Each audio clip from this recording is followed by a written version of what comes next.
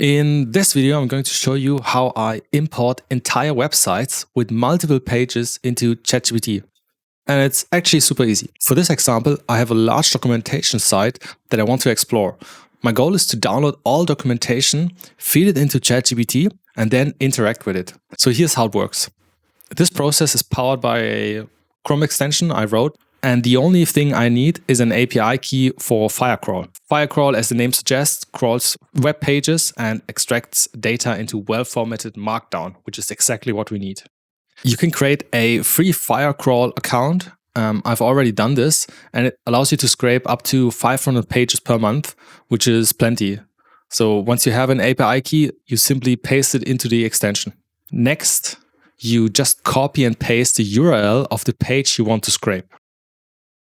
When you press Scrape and Download, it automatically extracts the content and saves it as a neatly formatted Markdown file, which is exactly what we need. But wait, there's more. Instead of manually copying and pasting links, you can also select multiple links by drawing a rectangle around them. The extension will automatically detect and extract all linked pages inside the selected area. If I'm feeling super lazy and I want to just grab all the documentation at once, I can simply press Scrape All Links, and boom, it scrapes every linked page on the current page.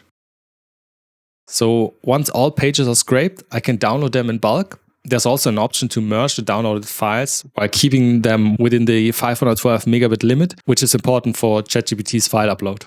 Now, if I go to ChatGPT, where I've already created a project, I can drag and drop one of my Markdown files and ask a question about the documentation. For example, if I ask, why autorec?